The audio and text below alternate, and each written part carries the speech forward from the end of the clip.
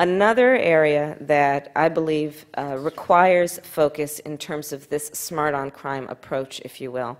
is the issue in general of crimes that impact women. And in particular, I'll talk about two. One is the issue of human trafficking, and the other is the issue of domestic violence. And in addressing both, what I believe we must do to achieve the intended goal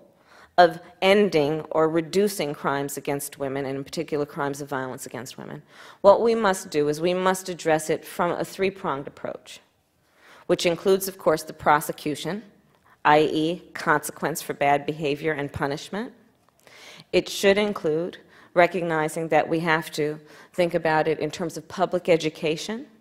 And often, with a lot of crimes, what that means is encouraging victims to report, knowing that when they do, they will not be judged. And three, it involves empowering the victim through the process and when the process is over. So how does that relate to these two crimes, human trafficking and domestic violence?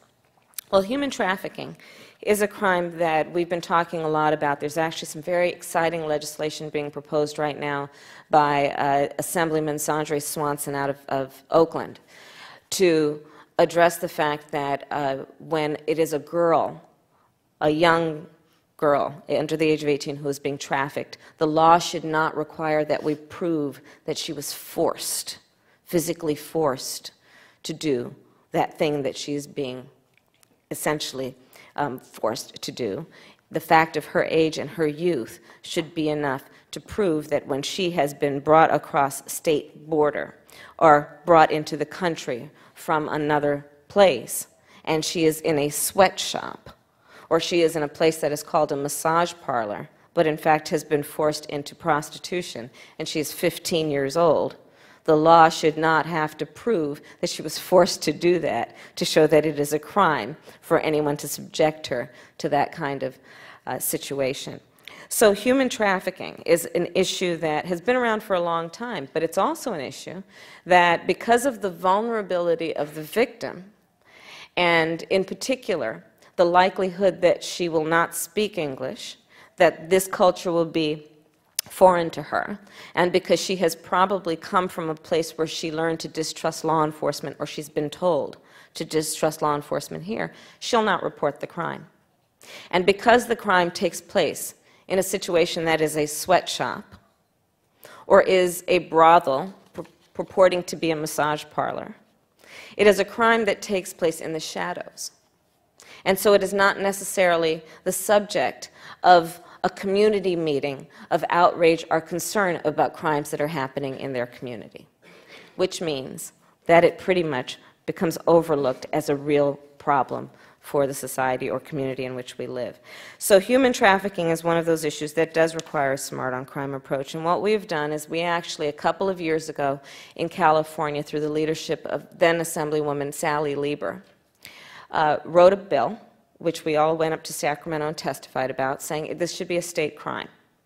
And in recognizing that it's a crime in the state of California, let's also be smart, again, about recognizing what is at play, the pathology of what is occurring. So what we did is we wrote into the legislation not only that there would be a criminal consequence, which includes significant jail or prison time,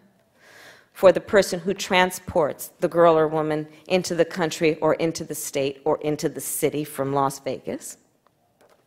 We will also recognize the motivation behind this crime is almost entirely financial profit and gain.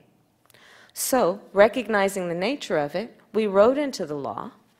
not only will there be the criminal consequence of the penalty of confinement, once guilt has been proven, we will allow the victim to walk into a civil courtroom and sue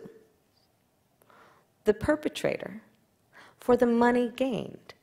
from their illegal conduct. And in that way, through this legislation, we, I believe, have been smart in recognizing that we want to go to the heart of the matter. And it will be not only about this predator being concerned that they may be locked up in jail, but be concerned about the fact that we're going to strip their bank account of all of their ill-gotten gains.